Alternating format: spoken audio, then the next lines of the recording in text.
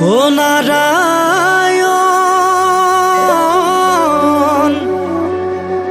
নারায়ণ সকলোতে নারায়ণ ও নারায়ণ নারায়ণ হৃদয়তে নারায়ণ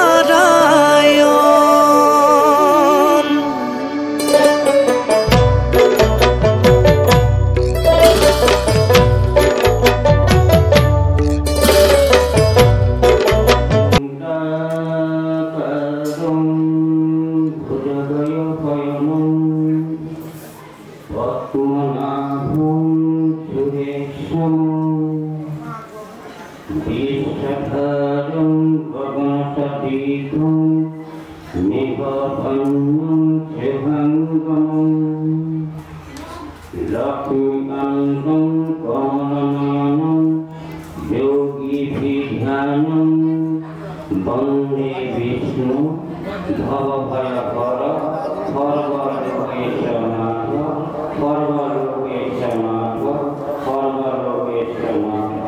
কোন প্রথমে আদি নিরঞ্জন জৈবকী নন্দন পূর্ণ কৃষ্ণ ভগবন্তর গোবিন্দ শরণ। কোন প্রথমে আমি সেবা নিবেদন। আজ আমি প্রভাবমূলক যে বৈকুণ্ঠ কল্পতর মহাভাগবত শাস্ত্রখন আমি পাঠ্যপুথি আৰু পুনৰুজ্জীৱিত কৰা হয়। সকলো ধৰ্মপ্ৰাণ ভাগৱতপ্ৰাণ তথা সমাজখন বলা কৰি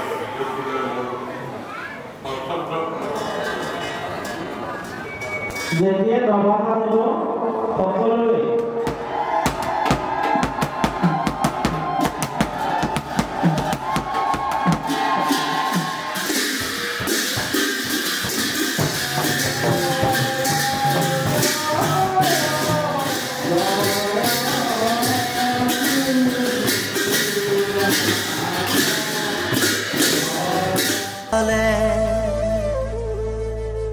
অন্যায় সমৰে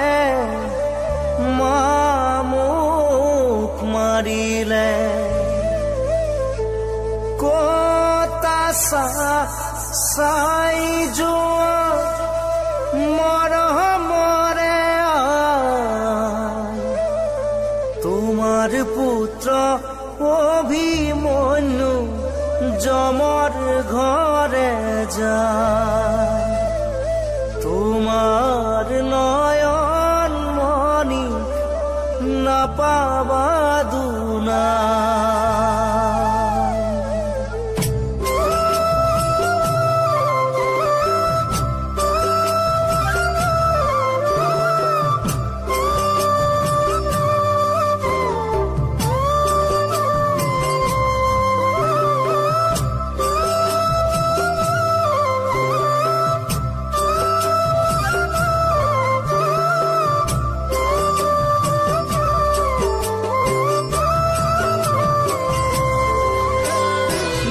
দাৰুণ কৌৰৱে বেহুখন সজালে অন্যায় সমৰে মোক মাৰিলে কতা চাই যোৱা মৰমৰে তোমাৰ পুত্ৰ অভিমন্যু যমৰ ঘৰে যায় তোমাৰ নয়ন মণি নাপাবা দুনা।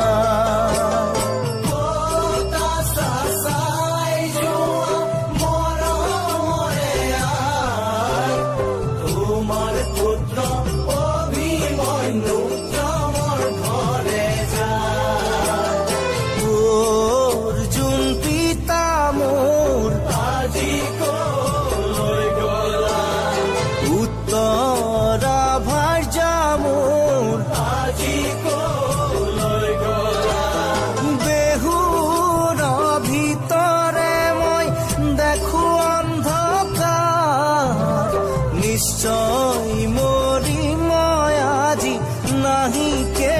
বিস্তার তোমার নয়ন মনি না পাবা ধুনা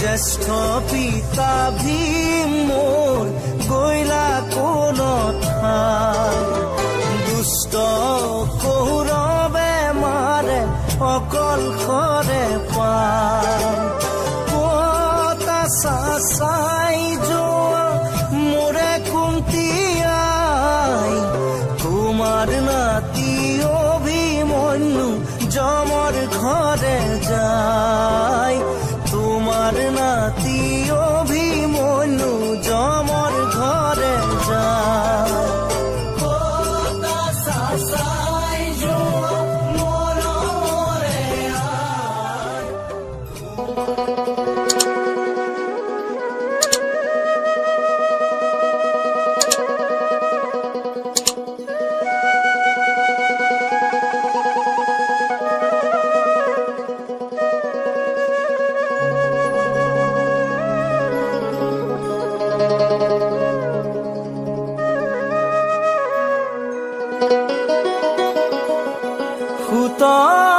পুত্ৰ বুলি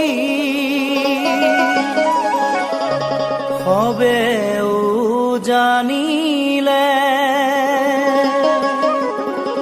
কৰ্ণময় কুন্তীৰ নন্দ সূৰ্য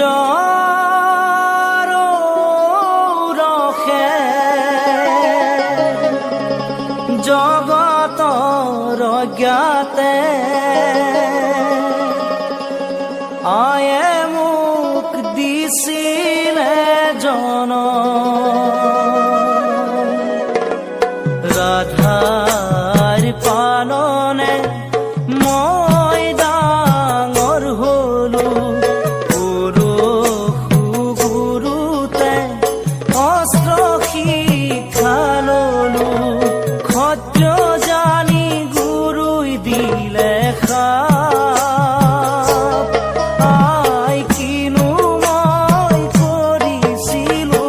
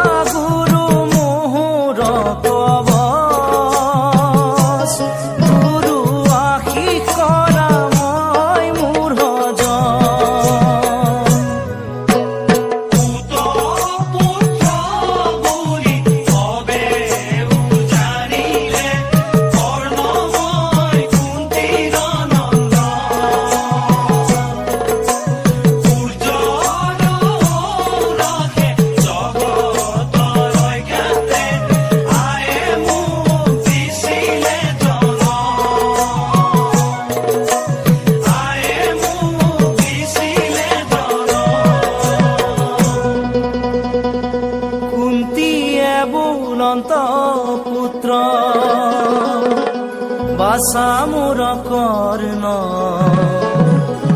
প্ৰাণ ভিক্ষা দিয়া মোক পঞ্চ পাণ্ডৱৰ যুধিষ্ঠিৰ ভীম অৰ্জুন তোমাৰ সহোদৰ নিজ নিজ ভাতৃদ্ৰোহ নকৰা বিস্তৰ বোলো মই জননী তোমাৰ কুমাৰী কালে মাতৃ মোক জনম দিলা সমাজৰ ভয়ে নদীত উতায়া পঠালা শিশু হন্তে ডাঙৰ হলো তুমি নাজানিলা হওঁ যদি তব পুত্ৰ কিয়নি চিনিলা ৰাজসভাৰ অপমান কেনেকৈ সহিলা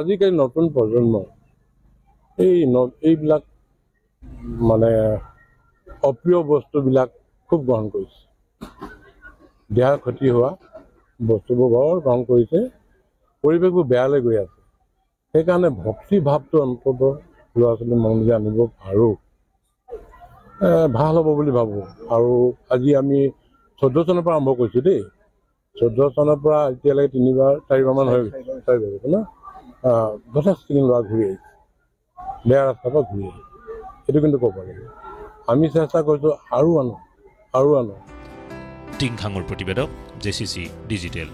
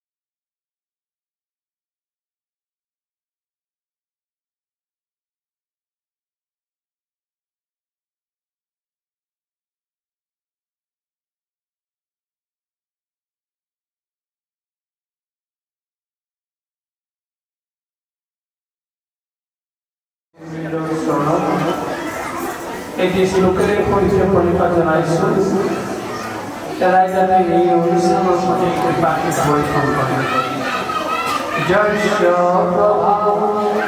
প্ৰভু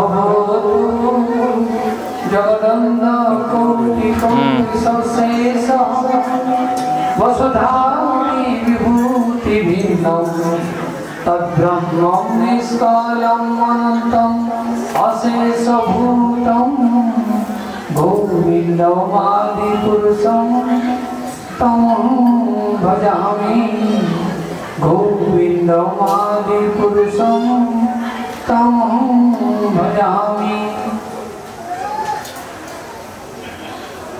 দুই নং নাহৰ পৰা বৰ্ণমূৰত 5 দিনীয়াকৈ অনুষ্ঠিত হোৱা অবিৰত ভাগৱত পাঠক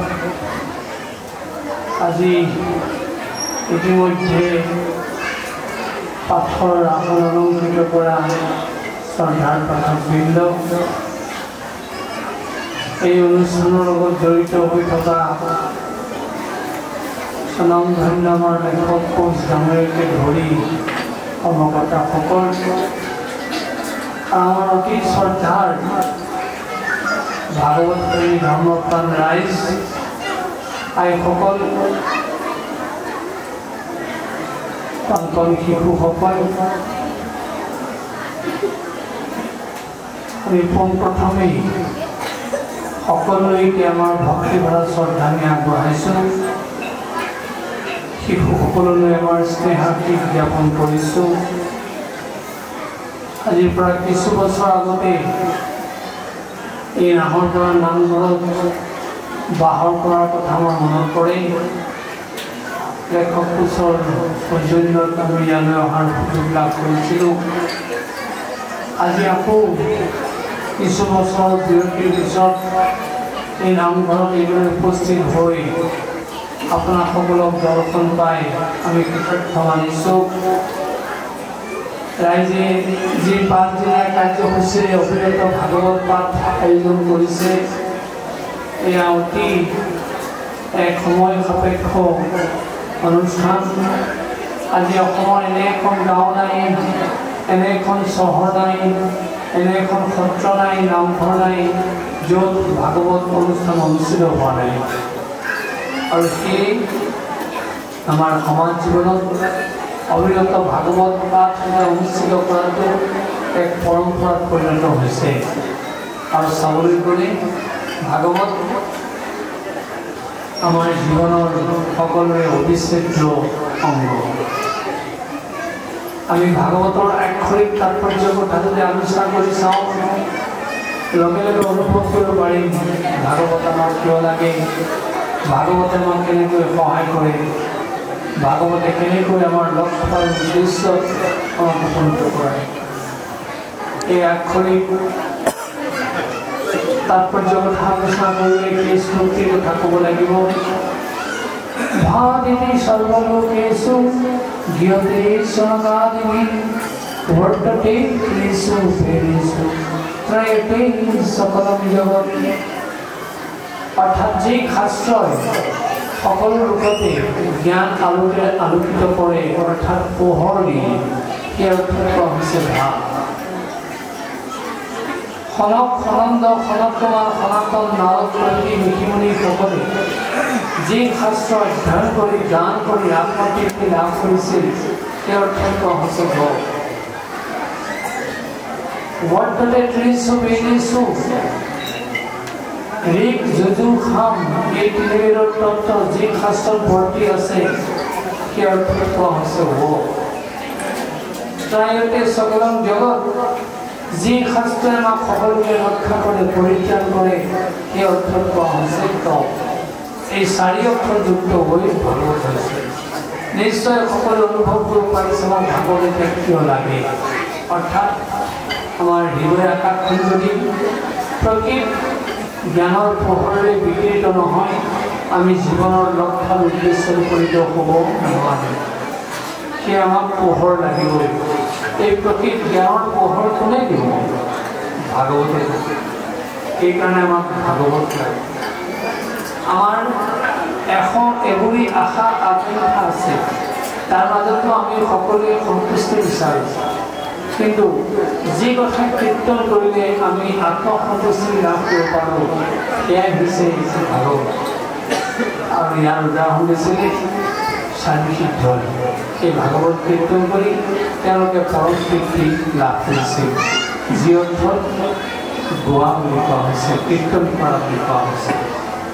আৰু আমি সকলোৱে জানো পৃথিৱীত এনে এটা অনুষ্ঠান নাই য'ত শাসন নাই। স্কুললৈ গৈছে শাসন আছে, বজাৰলৈ গৈছে শাসন আছে, কোৰ্ট কাছাৰীলৈ গৈছে শাসন আছে। সেয়ে আমাকো শাসন কৰা শাস্ত্ৰখন হ'ল বেদ। কিন্তু আমি পোনে পোনে হয়তো বেদৰ ওচৰলৈ যাব নোৱাৰিম নহয়।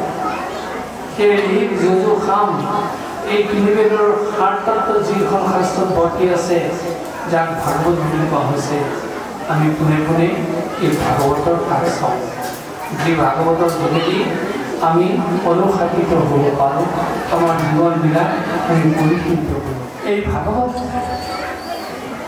প্ৰথমতে কোনে কৈছে? আমি যদি সেই আদি তত্ত্ব বিচাৰি চাওঁ, সেই ইতিহাস পৰিৱৰ্তন কৰিব লাগিব।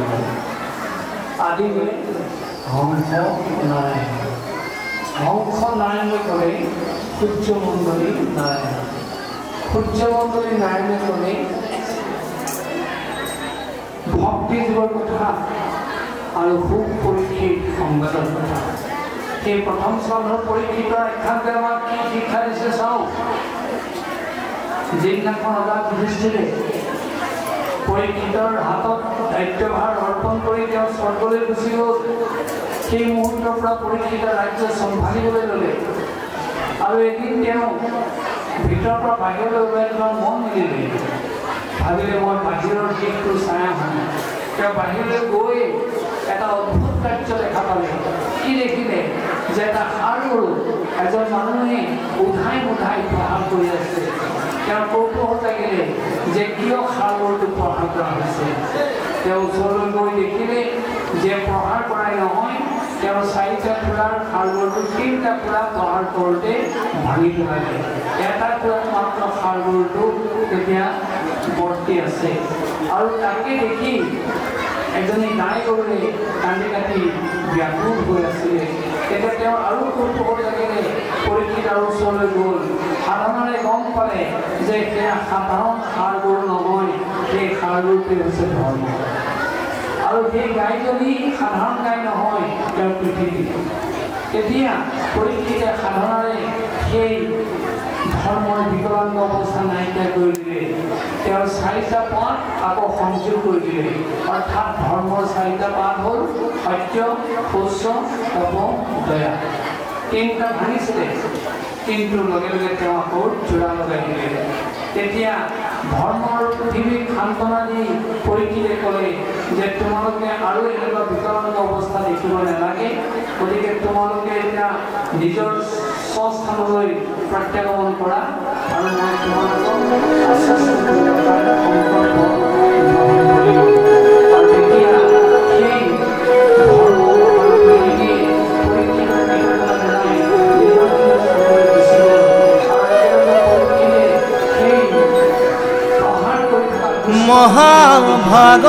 মহাভাগৱত ভাই 4 অক্ষয় কি বুজায়, বিচাৰ কৰি চাইছানে নাই ও ভাই? আমাৰ গুৰু শংকৰদেৱে ক'ত বাৰু পায় ভাগৱত মহাভাগৱত? ভাগৱতৰ বিনে আৰু উত্তম শাস্ত্ৰ নাই। ও ভগৱন্তৰ বাংময় মূৰ্তি ভাগৱত সদায়। কৃষ্ণ মহাভাগৱত 4 অক্ষয় কি বুজায়, বিচাৰ কৰি চাই চালে নাই অ ভাই আমাৰ গুৰু শংকৰদেৱে ক'ত বাৰু পায় ভাগৱত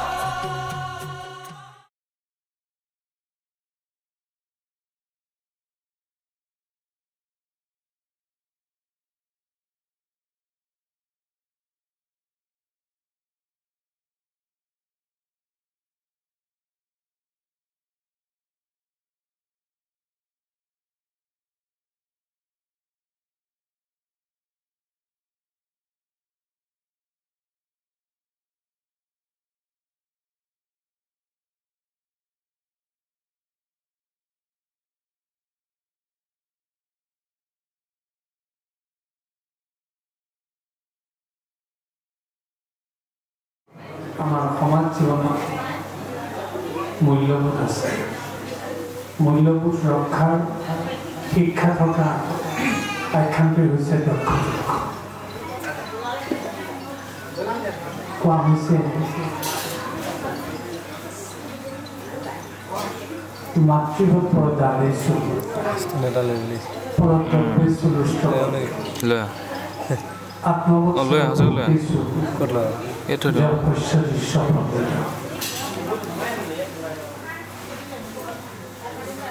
নাৰী দেখা মাতৃ যি মাতৃ জ্ঞান কৰিব এয়া সামাজিক মূল্যবোধৰ এক দৃষ্টান্ত পৰৰ বস্তু দেখাৰ লগে লগে যি লোভ সংগ্ৰহ কৰিব এয়া মূল্যবোধ ৰক্ষাৰ অন্য এক দৃষ্টান্ত আৰু প্ৰত্যেক প্ৰাণীতে যেতিয়া আত্মসন্মান মৰ্যাদা প্ৰদান কৰিব সেয়া হ'ব সামাজিক মূল্যবোধ ৰক্ষাৰ অন্য এক দৃষ্টান্ত আৰু যি এই চিন্তাত উপনীত হ'ব যে পশ্যতি যি এইদৰে দেখা পাব স্বপণ্ডিত তেওঁকে পণ্ডিত বুলি কোৱা হৈছে তেওঁকে প্ৰাজ্ঞ বুলি কোৱা হৈছে সমাজৰ এনে মূল্যবোধ ৰক্ষাৰ বেলিকা আৰু এটা বিশেষ মূল্যবোধৰ কথা কৈছে স্বামী স্ত্ৰী যিটো সম্পৰ্ক ধৰ্মপত্নীয়ে নিজৰ স্বামীক মহাগুৰু বুলি অভিহিত কৰে সেই ধৰ্মপত্নীৰ সন্মুখত কোনোবাই যদি স্বামীক নিন্দা কৰে তাতকৈ আৰু তেওঁৰ কাৰণে অপৰাধ হ'ব নোৱাৰে আৰু পতিয়ে সেই অপৰাধ প্ৰতিবাদ কৰিবৰ কাৰণে মূল্যবোধ ৰক্ষাৰ কাৰণে তেওঁ যুগৰ মুদ্ৰাৰে দক্ষৰ যজ্ঞৰ থলীতে দেহত্যাগ কৰিছিল আচলতে তেওঁ আত্মহত্যা কৰা নাই বহুতে ক'ব খোজে তেওঁ আত্মহত্যা কৰিছে আত্মহত্যা নাই কৰা আত্মহত্যা কৰে যাৰ মনটো শুকান হয় যাৰ মনটো টান হয় যাৰ মনটো কটকট হয় যাৰ মনটো হতাশাৰে ভৰি পৰে সেই মানুহে আত্মহত্যা কৰে সেই মুহূৰ্তত সতীৰ মনটো শুকান হোৱা নাই কৰ্কশ হোৱা নাই টান হোৱা নাই আৰু তেওঁৰ কোনো অভাৱত হতাগ্ৰস্তও হোৱা নাই মাত্ৰ এটা মূল্যবোধৰ প্ৰতি তেওঁ সতৰ্ক হৈছে যে তেওঁৰ সন্মুখত তেওঁৰ স্বামী মহাগুৰুক নিন্দা কৰা হৈছে এই নিন্দাটোক প্ৰতিবাদ কৰিবৰ কাৰণেহে তেওঁ যুগ মুদ্ৰাত ইচ্ছাকৃতভাৱে মৃত্যু খাব হৈছে সেইটো আত্মহত্যাৰ লেখত নপৰে আৰু এয়াই হৈছে দক্ষযজ্ঞ যিটো কাহিনী সামাজিক মূল্যবোধ ৰক্ষা কৰাৰ অন্যতম দৃষ্টান্ত সেইদৰে এতিয়া ধ্ৰুৱৰ কাহিনী চলি আছে সেই ধ্ৰুৱৰ কাহিনী যোগেদি আমাক সেই শিক্ষা দিছে ধ্ৰুৱ শব্দৰ অৰ্থ কি ধ্ৰুৱ শব্দৰ অৰ্থ হৈছে নিশ্চিত য'ত নিশ্চিতি থাকে য'ত সঠিক বতৰা থাকে য'ত সঠিক সিদ্ধান্ত থাকে সেয়াই হৈছে ধ্ৰুৱ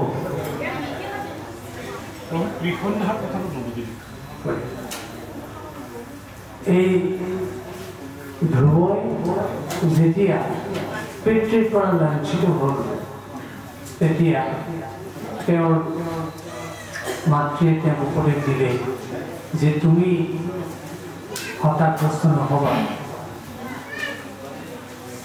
তুমি ভগৱন্তক পাবৰ কাৰণে সাধনা কৰা। আৰু সেই মাতৃৰ বাক্য শুনি সুনীতিৰ বাক্য শুনি ধ্ৰুৱ 5 বছৰ বয়সতে অৰণ্যলৈ গুচি গ'ল। আৰু সেই অৰণ্যত তেওঁ ত্ৰিসন্ধ্যা স্নান কৰিছে, পুৱা মধ্যাহ্ন সন্ধ্যা। এই তিনিটা সময়ত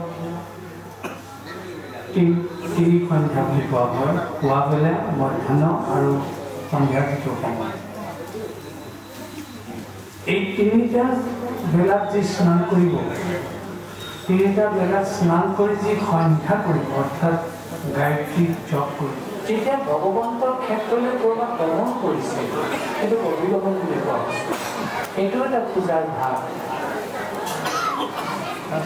মুখেৰে স্তুতি কৰিছে, তেখেতসকলে কীৰ্তন কৰি আছে, স্বাধ্যায় মুখেৰে হোৱা যিটো কাৰ্য, যিটো অধ্যয়নগত কাৰ্য, স্ব-অধ্যায় নিজে অধ্যয়ন কৰি থাকে, সেইটোক স্বাধ্যায় বুলি কৈছে। সেইটো স্তুতি হ'ব পাৰে, স্তোত্ৰ হ'ব পাৰে, গীত হ'ব পাৰে, ভক্তিমা হ'ব পাৰে, ভগৱন্তক প্ৰাৰ্থনা কৰা প্ৰবচন হ'ব পাৰে, সংলাপ হ'ব পাৰে, সেইটো স্বাধ্যায় বুলি কৈছে।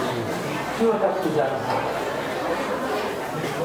তাৰপিছত উপাদান, বিভিন্ন উপহাৰে যেতিয়া আমি ভগৱন্তক উপহাৰ দিম, উৎসৰ্গা কৰিম, তেওঁক প্ৰাৰ্থনা কৰিম, সেইটো উপাদান বুলি কৈছে। ধূপ, দীপ, গ্ৰন্থ পুষ্প, নৈবেদ্য আদি। তাৰপিছত কোৱা হৈছে যোগ। অষ্টাংগ যোগেৰে সেই ভগৱন্তক প্ৰকৃতাৰ্থ পূজা কৰাৰ পৰিৱেশ সৃষ্টি কৰিব পাৰে। এই অষ্টাংগ যোগ কি? যম, নিয়ম, আসন, প্ৰণায়াম, প্ৰত্যাহাৰ, ধ্যান, ধাৰণা, সমাধি। যি কায় মন বাক্যেৰে নিজকে সংযমী অৱস্থা কৰিব, সেইটো হ'ব যম। যম মানে সংযম। নিয়ম, যিটো নীতি প্ৰণালীৰে ভগৱন্তক আৰাধনা কৰিবলৈ পবিত্ৰ হ'ব, তাক নিয়ম বুলি কৈছে। যেনে সদাচাৰী হোৱাটো নিয়ম। আৰু ভগৱন্তক পূজা কৰিবৰ কাৰণে, উপাসনা কৰিবৰ কাৰণে তেওঁ যিটো সমাহিত অৱস্থা গ্ৰহণ কৰে, সেইটো নিয়ম। তাৰপিছত আসন, নিৰ্দিষ্ট ভাৱেৰে যেতিয়া তেওঁ বহিবলৈ চিন্তা কৰিব, সেইখনক আসন বুলি কয়। ষষ্ঠীকাসন হ'ব পাৰে, পদ্মাসন হ'ব পাৰে, বীৰাসন হ'ব পাৰে, ধনুৰ আসন হ'ব পাৰে, বিভিন্ন আসন আছে। তাৰ কোনোবা এখন আসনত বহি তেওঁ নিবিড় চিত্তেৰে ভগৱন্তক উপাসনা কৰাৰ নিজকে উপযোগী কৰি তুলিব পাৰে, তাক কোৱা হৈছে আসন।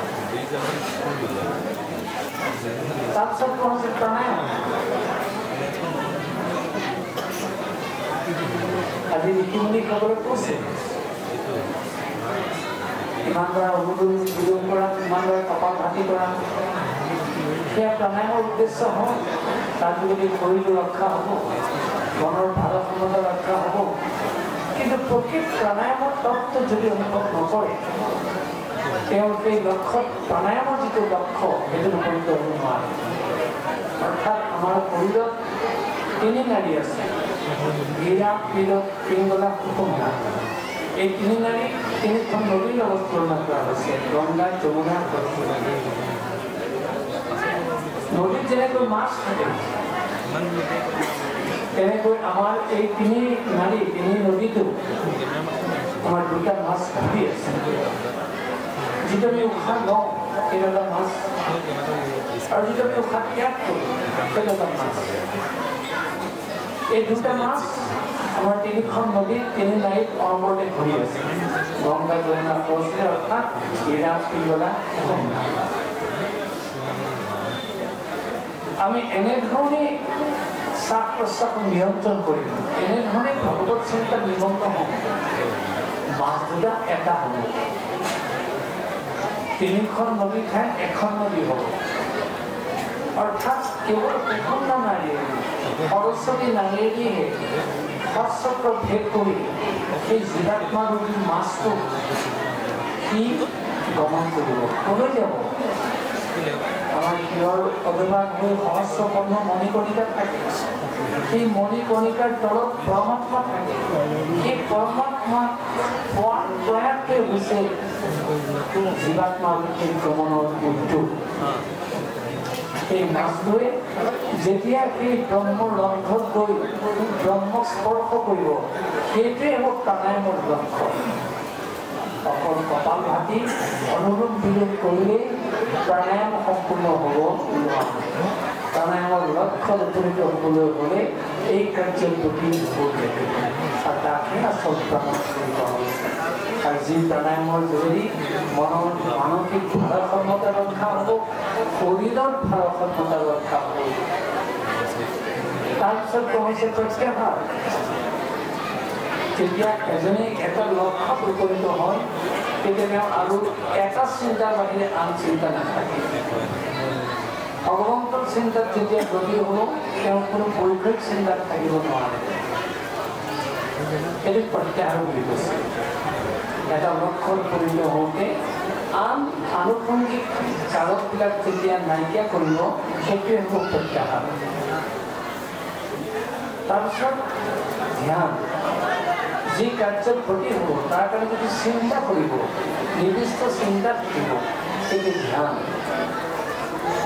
তাৰপিছত ধাৰণা আবেগক সম্বৰণ কৰি পুনৰ যিটো নিৰীক্ষণ কৰি আমাৰ কাৰ্য তাক ধাৰণা দিছে অৰ্থাৎ স্পষ্ট যিটো পৰিৱেশ তাৰপিছত সমাধি যেনেকৈ অৰ্জুনে লক্ষ্যভেদ কৰোঁতে মাছৰ চকুটোৰ বাহিৰে একো দেখা নাছিল ঠিক সেইদৰে যিজন লক্ষ্যকামী যিজনে লক্ষ্যলৈ উদ্দেশ্যলৈ আগবাঢ়িছে তেওঁ সেই মূল লক্ষ্যটোৰ বাহিৰে আৰু তেওঁক একো দেখিব নোৱাৰে ভগৱন্তক আৰাধনা কৰাজনে ভগৱন্তৰ চৰণ পদ্মৰ বাহিৰে আৰু অন্য একো তেওঁ দেখিব নোৱাৰে সেইটোকে কোৱা হৈছে সমাধি এইদৰে যম নিয়ম আসন প্ৰাণায়াম প্ৰত্যাহাৰ ধ্যান ধাৰণা সমাধি যেতিয়া সংযুক্ত হ'ব তাকে কোৱা হৈছে অষ্টাংগ যোগ এই অষ্টাংগ যোগেৰেও ভগৱন্তক উপাসনা কৰিব পাৰি সিও এটা পূজাৰ অংগ তাৰ পিছতো শেষতো হ'ল ইৰ্জা পৰিৱেশ সম্বলিত হৈ যেতিয়া ভগৱন্তক উপাসনা কৰিব সিও হ'ব পূজাৰ অংগ আমি পুনৰ কৈছোঁ ফুল দিয়াটোকেই ঘণ্টা বজোৱাটোৱেই বাদ্যধ্বনি বজোৱাটোৱেই কেৱল পূজা নহয় পূজাত এই 5টা ভাগ আছে অভিগমন উপাদান যোগ স্বাধ্যায় ইচ্ছা তাৰ এটাও যদি কোনোবাই গ্ৰহণ কৰে তেওঁ পূজাৰ ভাগ লাভ কৰিব পাৰে পূজাৰ ফল লাভ কৰিব পাৰে যদি 5টা কৰিব পাৰে তো খুব ভাল এটাও যদি পাৰে তাতো তেওঁ পূজাৰ ফল লাভ কৰিব আৰু ভগৱন্তক পূজা কৰিবৰ কাৰণে কোৱা হৈছে গন্ধ দিব লাগিব পুষ্প দিব লাগিব ধূপ দিব লাগিব দীপ দিব লাগিব নৈবেদ্য দিব লাগিব এই পঞ্চোপচাৰে ভগৱন্তক পূজা কৰিব পাৰে তাৰ ভগৱন্তক অন্তৰ্ভুক্ত হয় কিন্তু এই পঞ্চপ্ৰকাৰ উপাচাৰৰ লগত তেওঁ মানৱ পূজাও তেওঁ সমান্তৰালভাৱে কৰিব লাগিব তেওঁ যদি মানৱ পূজা সমান্তৰালভাৱে কৰিব নোৱাৰে কেৱল বাহ্যিক উপাচাৰেৰে ভগৱন্ত সন্তুষ্ট নহয় এই মানৱ পঞ্চপ্ৰকাৰ পূজা কি ক্ষিণিতত্বম গন্ধম ওম কৃষ্ণায় নমঃ ভ্ৰমণত্বম পুষ্পম ওম কৃষ্ণায় নমঃ বায়ুতত্বম ধূপম ওম কৃষ্ণায় নমঃ জ্যোতিতত্বম দীপম ওম কৃষ্ণায় নমঃ আত্মতত্বম নৈবেদ্যম ওম কৃষ্ণায় নমঃ সেই ভগৱান কৃষ্ণক পূজা কৰোঁতে গন্ধ পুষ্প ধূপ দীপ নৈবেদ্য দিয়াৰ লগতে সামন্তভাৱে মানসিকভাৱে সেই পূজাত তেওঁ অৱতীৰ্ণ হ'বলৈ কৈছে যে তুমি য'ত বহি আছা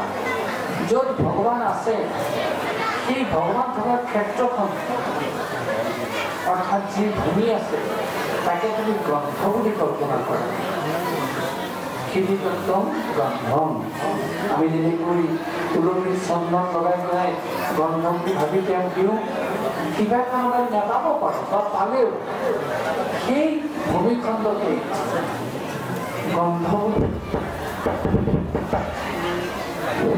গ্ৰন্থ বুলি কল্পনা কৰি তেওঁক আমাক পূজা কৰিবলৈ কৈছে। সেইকাৰণে কৈছে ক্ষীৰিতত্তম গ্ৰন্থম ওম কৃষ্ণায় নমঃ।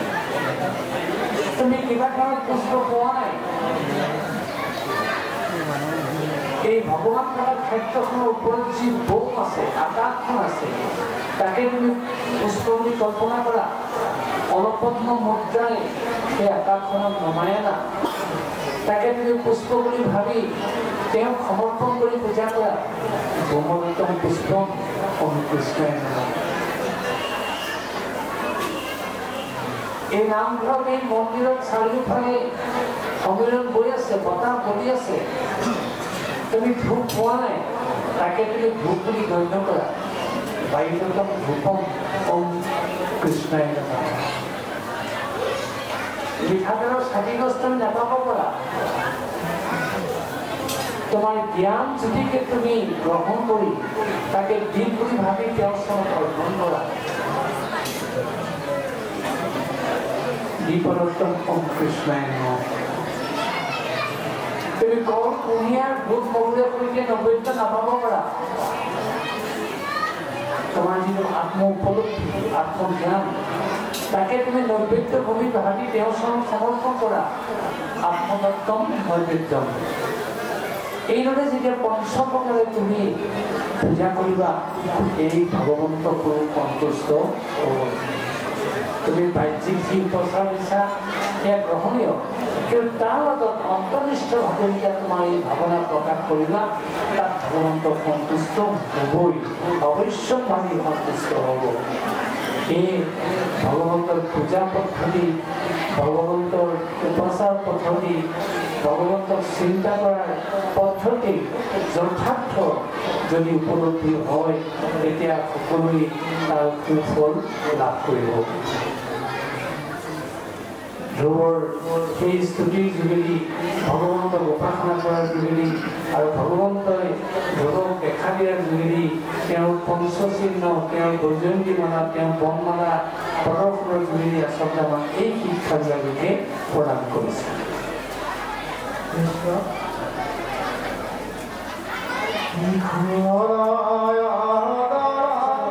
জীৱনে মানুহক সাধনাযুক্ত কৰিব পাৰে আৰু সাধনাৰ জীৱনে প্ৰকৃত লক্ষ্যত উপনীত হ'ব পাৰে। তাৰ উদাহৰণ ধ্ৰুৱই এনেদৰে ভগৱন্তক তপস্যা কৰিছে য'ত তেওঁৰ কোনো অস্থিৰতা নাই, তেওঁ স্থিৰ কৰি লৈছে, তেওঁ নিশ্চিত তেওঁ ভগৱন্তক আৰাধনা কৰিবই, ভগৱন্তক পাবই। আমি আকৌ কৈছোঁ ধ্ৰুৱ শব্দৰ অৰ্থ নিশ্চিত। যেতিয়া মানুহে জীৱনত ধ্ৰুৱ কৰি ল'ব, নিশ্চয় কৰি ল'ব, তেতিয়া মই কৰিমেই,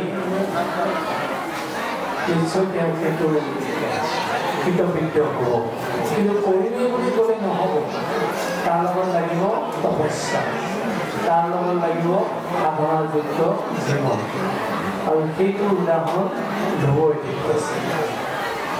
এমাহত ফল মূল খালে, দুমাহত ফল মূলো নাখালে, তাৰপিছত পানী খাই থাকিলে, তাৰপিছত বায়ু ভক্ষণ কৰিলে, তাৰপিছত দুটা ভৰিৰে থিয় হৈ তপস্যা কৰিলে, তাৰপিছত পিছৰটো মাহত এটা ভৰি থিয় হৈ থাকিলে, তাৰপিছত কেৱল বৃদ্ধ আঙুলিত ভৰ দি থাকিলে, তাৰপিছত বায়ু একেবাৰে নিৰোধ কৰি বন্ধ কৰি তেওঁ ভগৱন্তক তপস্যা কৰে। অৰ্থাৎ তেওঁ বদ্ধপৰিকৰ, যে তেওঁ যিটো চিন্তাত আছে তাৰ পৰা আঁতৰি নাযায়।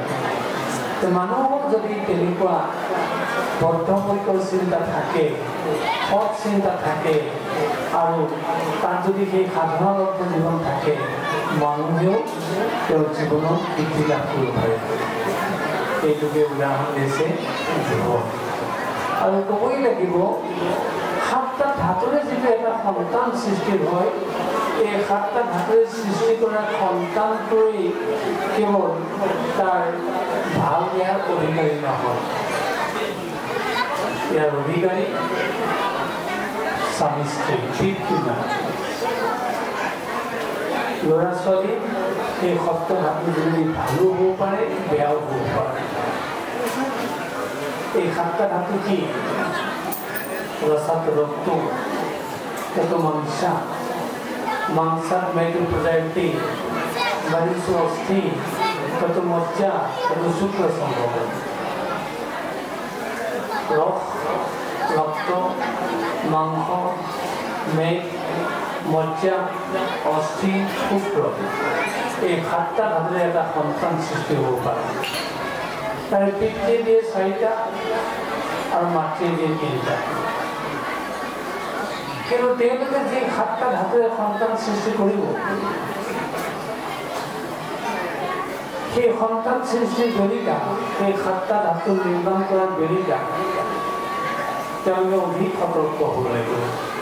কাৰণ ৰস, ৰক্ত, মাংস, মেদ, মজ্জা, অস্থি, শুক্ৰ সৃষ্টি হ'ব পাৰে খাদ্যৰে। কি খাদ্য খাব লাগিব? সাত্বিক।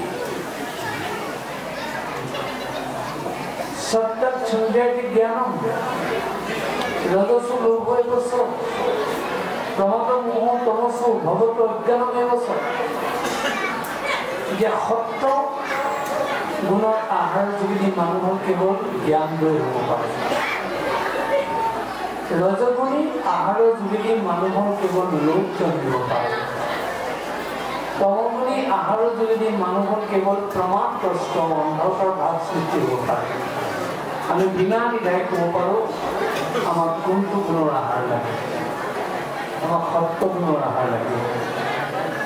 সেই স্বামী স্ত্ৰীয়ে সন্তান জন্ম দিওঁতে তেওঁলোকে যদি সাত্বিক আহাৰ খায়, 7টা ধাতু নিৰ্মাণ কৰে, সেই সন্তান সত্য গুণৰ অধিকাৰী হ'বই, কেৱল তেওঁ জ্ঞানেই লাভ কৰিব। যদি স্বেচ্ছাচাৰী কেৱল খন্তেকে সুখ ল'বৰ কাৰণে পশুবৎ আচৰণে সন্তান জন্ম দিয়াৰ কথা ভাবে, তেওঁলোকে যদি ৰাজসিক তামসিক আহাৰ খাই সন্তান জন্ম দিয়ে, সেই সন্তান লোভী হ'বই, সেই সন্তান প্ৰমাদগ্ৰস্ত হ'বই। তেতিয়া সেই সন্তানক দোষাৰোপ কৰিলে নহ'ব। কাৰণ তেওঁলোকক কি খাদ্য খাই জন্ম দিয়া হ'ল? কাৰণ যি খাদ্যৰ যোগেদি 7টা ধাতুৰে তেওঁলোকক নিৰ্মাণ কৰা হৈছে, সেই সন্তান জন্মৰ বেলিকা পিতৃ মাতৃ অৰ্থাৎ স্বামী স্ত্ৰী উভয়ে অত্যন্ত সংবেদনশীল হ'ব লাগিব, অত্যন্ত সাৱধানী হ'ব লাগিব, সতৰ্ক সজাগ হ'ব লাগিব। তেনেকৈ অতি ৰুক্ষ অশ্লীল শব্দ প্ৰয়োগ কৰি সন্তান জন্ম দিয়াৰ চিন্তা কৰিছে। সেই সন্তানৰ মুখতো অভস্মাত ওলাবই, অশ্লীল শব্দ প্ৰয়োগ হ'বই। তাৰ ঠাইত যদি তেওঁলোকে সাত্বিক বচন কৰি সন্তান জন্ম দিয়াৰ চিন্তা কৰে, সেই সন্তানৰ মুখত কেৱল পৰিমাৰ্জিত শব্দহে প্ৰকাশ পাব। ঠিক সেইদৰে উদ্ভট আচৰণ কৰি আবেগৰ বশৱৰ্তী হৈ কেৱল সন্তান জন্ম দিয়াৰ কথা চিন্তা কৰিছে, সেই আচৰণে তেওঁক তামসিক কৰি পেলাব, ৰাজসিক কৰি পেলাব। যদি আবেগক সম্বৰণ কৰি শুদ্ধ সত্য আচৰণ কৰি উদ্ভট আচৰণ ত্যাগ কৰি যদি সন্তান জন্মৰ কথা চিন্তা কৰিছে, সেই সন্তান সাত্বিকী প্ৰণালী হ'ব। এই 7টা ধাতু নিৰ্মাণৰ ক্ষেত্ৰত এফালে যেনেকৈ খাদ্যৰ গুৰুত্ব আছে, তেনেকৈ বাক্য বচনৰ গুৰুত্ব আছে, তেনেকৈ আচৰণৰ গুৰুত্ব আছে। এই 3টা কথাতে যদি সাত্বিকতা অৱলম্বন কৰে, সেই সন্তানে সাত্বিক গুণৰ অধিকাৰী হৈ কেৱল নিজৰ জ্ঞানেই বিস্তাৰ কৰিব। তাৰ উদাহৰণ ধ্ৰুৱ। উত্তানপাত ৰজাই দ্বিতীয় পত্নী সুৰুচিৰ কথা শুনি ধ্ৰুৱক যদিও তেনেকুৱা ব্যৱহাৰ কৰিছিল, কিন্তু প্ৰকৃতাৰ্থত সুনীতিৰ গৰ্ভত যেতিয়া উত্তানপাত ৰজাই ধ্ৰুৱক জন্ম দিছিল, সেই প্ৰকৃত পৰিৱেশৰ আশ্ৰয় লৈছে আৰু যাৰ কাৰণে ধ্ৰুৱৰ এনে মতিগতি হ'ল নহ'লে তেওঁ এনে মতি লাভ নকৰিলেহেঁতেন তেওঁ এনে চিন্তা নহ'লেহেঁতেন তেওঁ এনে চিন্তা হোৱাৰ মূল কাৰণটো হৈছে তেওঁৰ জন্ম বৃত্তান্ত সঠিক ৰূপত দিয়া হৈছে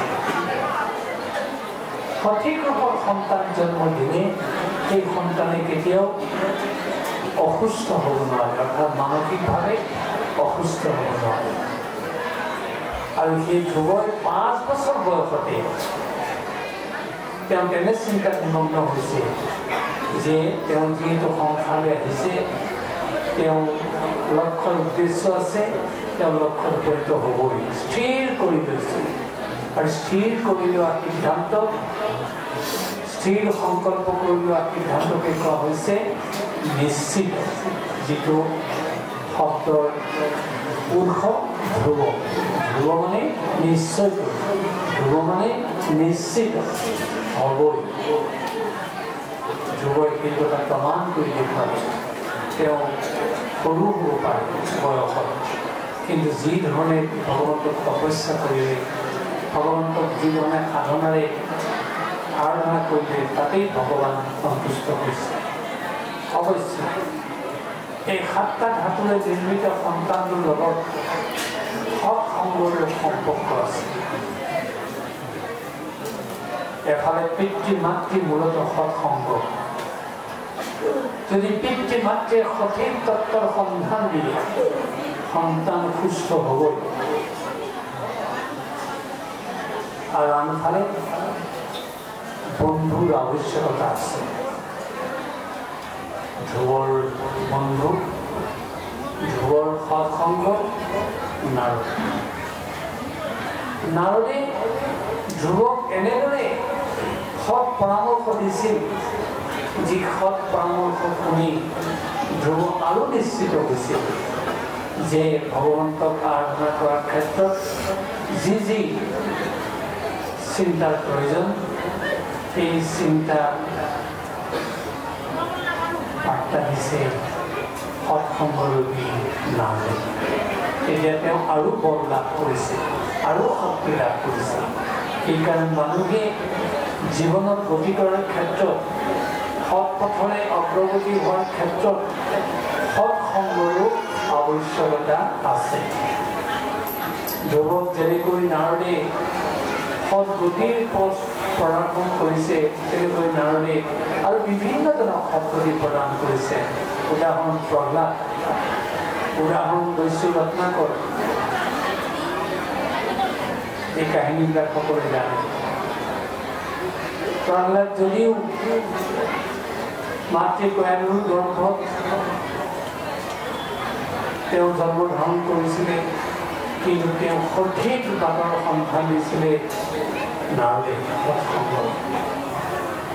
দস্যু ৰত্নাকৰে যিদৰে পৰিয়াল পোহপাল দিছিল তেওঁ যে বাটটো শুদ্ধ নাছিল তাক উঠাই দিছিল নাৰদে যাৰ পৰিণতিত দস্যু ৰত্নাকৰ দিন বাল্মীকিলৈ ৰূপান্তৰিত হৈছিল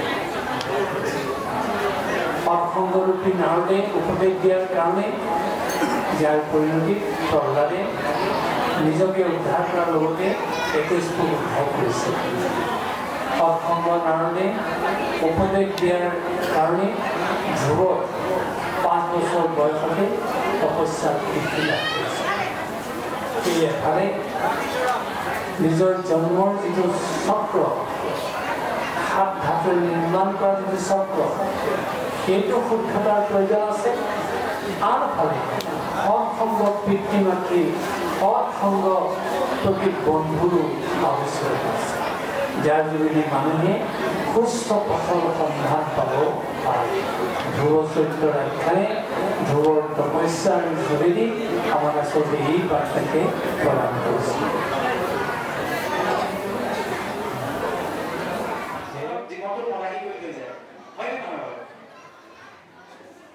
ভাল যদি আপুনি মই যদি নিজকে ভাল বুলি ভাবো নিশ্চয় ভাল বুলিয়ে নিজকে ভাবিম নহয় গতিকে আমাৰ কোন মাত্ৰ এইখিনি হ'ব লাগে জীৱনত অন্তত যাতে মই 5জন মানুহ ভাল কৰি দিওঁ মদাহী যদি পাঁচজন মানুহ জীৱনটো মদাহী কৰি লৈ যায় তেতিয়াহ'লে ভাল বুলি কৈ থৈ নাযাওঁ আৰু মদ খোৱা ব্যক্তিজনে চাওকচোন মদ খাবলৈ গৈ পথাৰৰ চুকলৈও যায় বিচাৰি যায় গাখীৰ বিকাজনে আকৌ ঘৰৰ পত্নীখন কবৰকিলে নিয়া নকয় গাখীৰ লাগিব নেকি বেয়া বস্তুটোৰ প্ৰতি কলিযুগৰ স্বাভাৱিক স্থিতিবিলাকে এনেকুৱা যে বেয়া হ'লে বুলি আমাৰ নন ইণ্ডিয়াবিলাক বেছিকৈ যায় ভাগৱত পঢ়ি থাকিলে মোৰ কাণখন তালৈ নাযাব পাৰে ওচৰতে দুজন মানে সঁচাকৈ কিবা এটা পালাওচোন তালৈ আকৌ মোৰ কাণখন তলতে যাব প্ৰবৃত্তিয়ে এই শৰীৰটোত থকা ইন্দ্ৰিয়সমূহ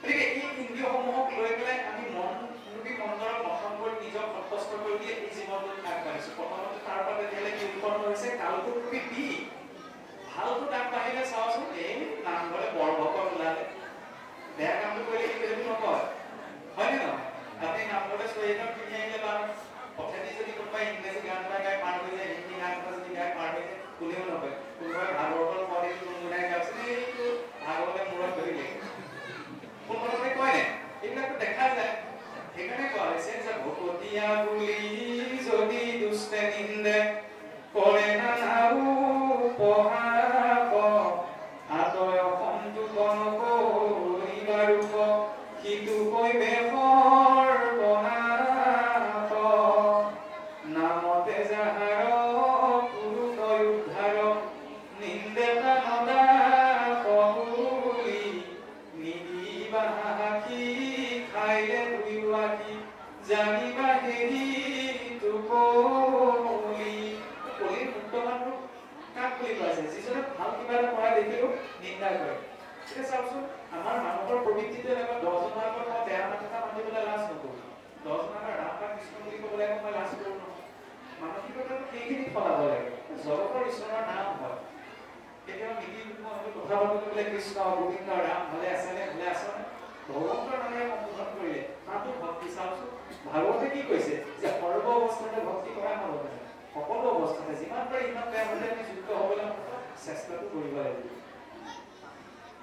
গতিকে সেইখিনি কৰিবলৈ গ'লে বিভিন্ন ধৰণৰ বাধা আহিবই যেনেকৈ চাওকচোন আমি কয়েই ন মুখেৰে কোৱা আৰু আচৰণ কৰাটো বহুত পাৰ্থক্য আছে গতিকে প্ৰতিটো বাধাৰ সন্মুখীন আমি কেতিয়া হওঁ যেতিয়া আমি তাক প্ৰেক্টিকেলি ব্যৱহাৰিক ৰূপত আচৰণ কৰিবলৈ যাওঁ ধৰ্মৰ নামত আমি ধেৰ নীতি নিয়মৰ কথা কৰিব পাৰোঁ কিন্তু আচৰণ কৰিবলৈ যাওঁতে তাৰ ব্যৱহাৰিক ৰূপখিনিৰ সন্মুখীন হ'ব এইখিনি সময়ত প্ৰতিকূল পৰিস্থিতি ৰূপী বিখিনি যে হৰণ কৰিব পাৰিব তেওঁ তেতিয়াহ'লে সমুদ্ৰ মন্থনৰ ক্ষেত্ৰত আগবাঢ়িব পাৰিব সেইকাৰণে চাওকচোন প্ৰথম কালটোত ওলাইছে কালটোত মহাদেৱে নিজৰ ভিতৰত ধাৰণ কৰিলে দৰ্শনটো সেইপিনে আছিল যে মহাদেৱ দেৱাদিদেৱ বুলি কোৱা হয় যে জীৱই যিটো হজম কৰিব নোৱাৰে সেইটো তেওঁক দি দিয়া তেওঁ চাব কিন্তু আমাৰ কিছুসকলে কি পৰম্পৰা কৰি ল'লে যে মহাদেৱৰ নামত বোলে ধান অৰ্পণ কৰি খাব পাৰে এই চিন্তাটো এনেকুৱা আছিলে যে সেই দ্ৰব্যটো নিচাযুক্ত দ্ৰব্য নহয় আৰু আমি মহাদেৱৰ প্ৰসাদ বুলি কওঁতেও কেতিয়াও পিতৃয়ে পুত্ৰক ক'ব নোৱাৰে যে এয়া মহাদেৱ প্ৰসাদ মই কাজু তুমিও খোৱা বা তয়ো খা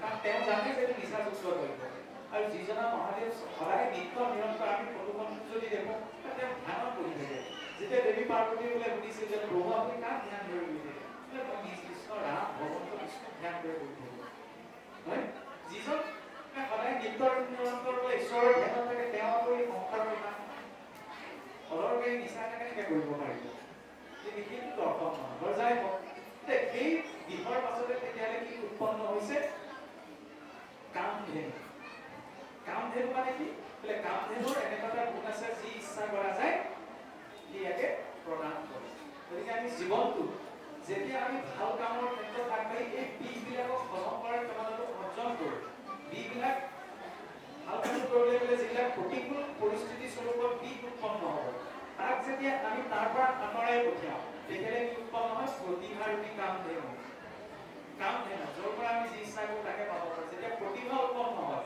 তেতিয়া নিজে বিচৰা বস্তুটো আমি জীৱনলৈ আনি ল'ব পাৰোঁ হয়নে সেইকাৰণে কামধেনুৰ পাছতে ইয়াৰ পাছতে কি উৎপন্ন হৈছে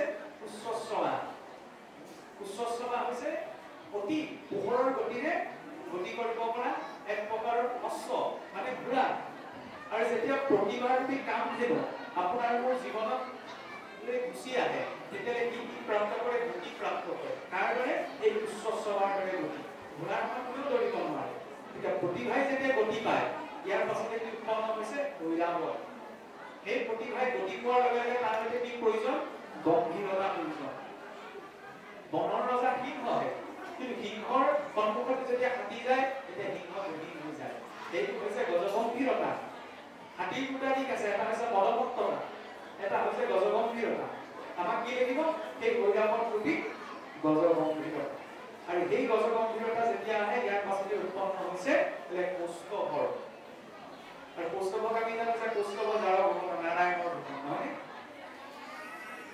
বৈকুণ্ঠৰ পাৰিষদসকলৰ আৰু ভগৱান বিষ্ণুৰ মাজত এটাই পাৰ্থক্য আছে যে ভগৱানৰ দুটা বিশেষ বস্তু আছে, শ্ৰীবৎস আৰু কৌস্তভ।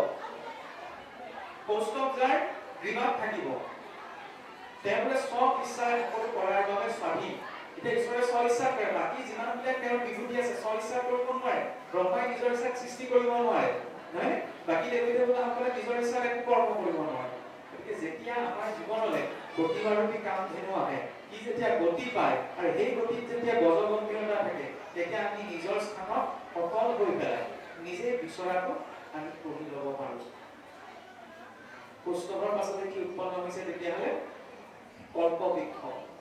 কল্পবৃক্ষৰ সন্মুখত আমি যি ভাৱনা মনত উৎপন্ন হয়, প্ৰকট নকৰিলে ভাৱনা মাত্ৰকে তাৰ পৰা সেই ফল উৎপন্ন হয়। যেতিয়া ব্যক্তিজনে এই ক্ষেত্ৰত আগবাঢ়ি নিজৰ স্থিতিটো সেই কৌস্তভৰ দৰে কৰিলে যে নিজে যি ভাল পাইছে তাৰ কাম নিজে কৰি ল'ব পৰা সামৰ্থ্য ৰাখিছে, আনৰ ওপৰত তেওঁ নিৰ্ভৰশীল নহয়।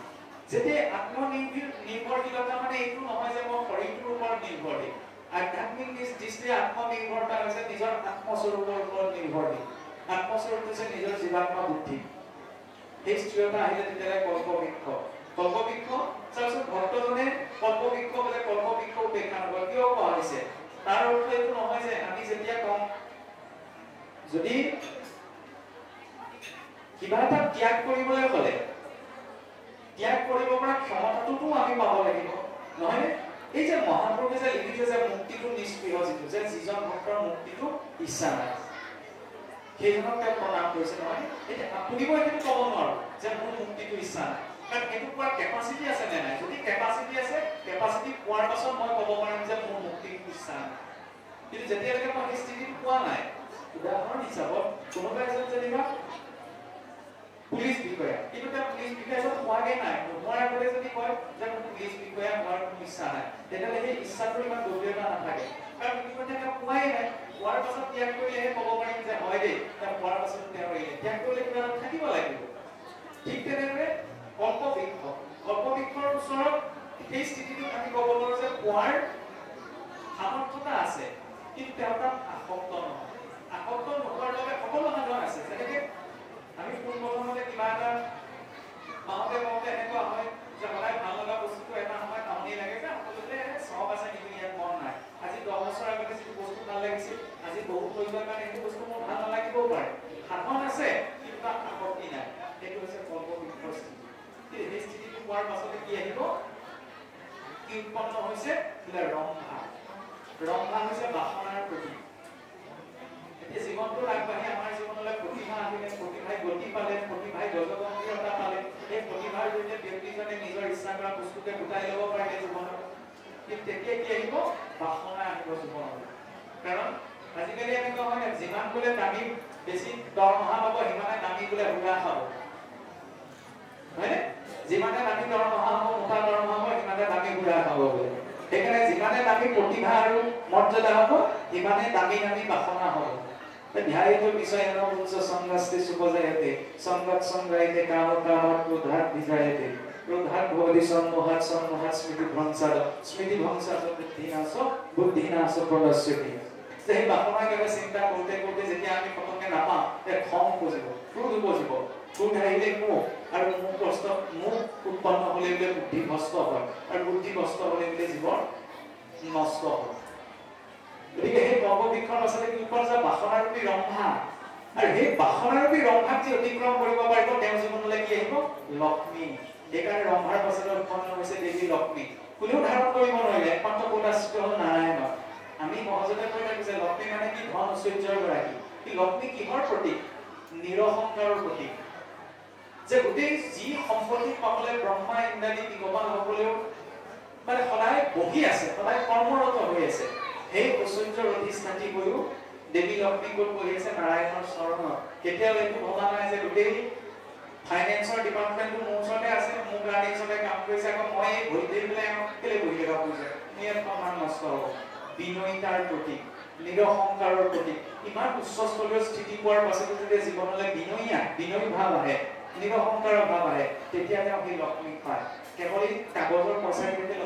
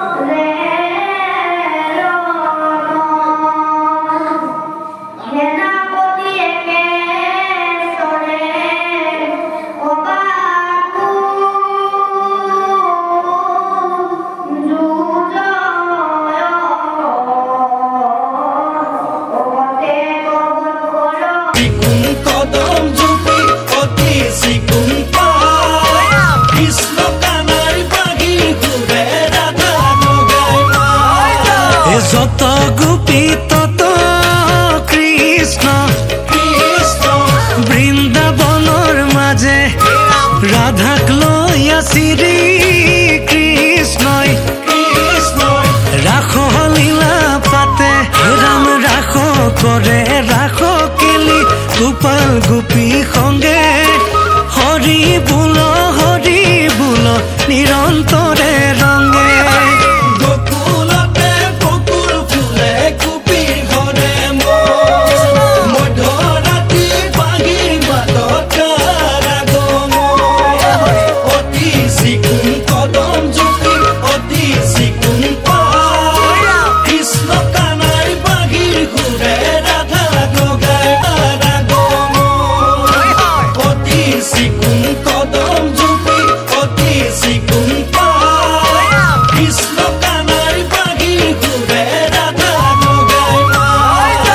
যত গোপী তত কৃষ্ণ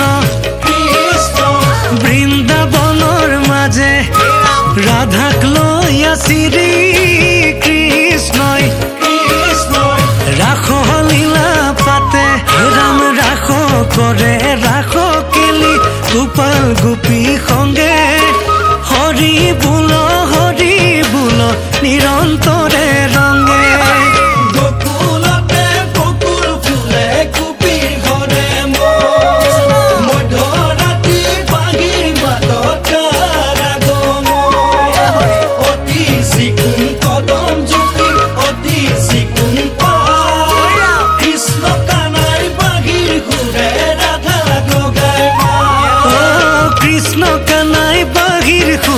রাধা লগাই মা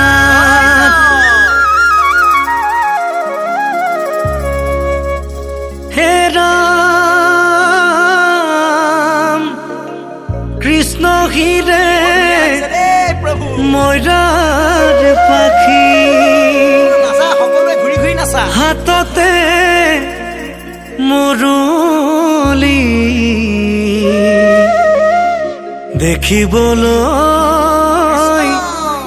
লাগে ভাল এ গোপিনীক প্ৰেমেৰে বান্ধিলে মায়াৰে পাতিলে জাল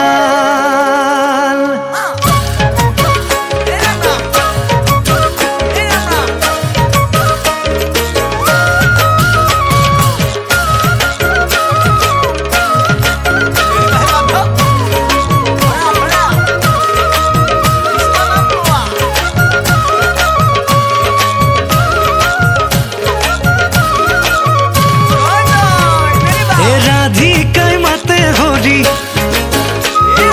কৃষ্ণ কলিয়া বুলি রাধিকাই মাতে হরি কৃষ্ণ কলিয়া বুলি বিয়াকুল শত গোপী মহিলা তুমি মুরারি এশিঙা বাজে বেনু বাজে বাজে করতাল চৌপাশে নাচে গোপী মাজতে গোপাল ধেনু চৰাই বাঁহী বজাই মোহন মুৰাৰী মন গুল থগুল কৰে শুনি গোপন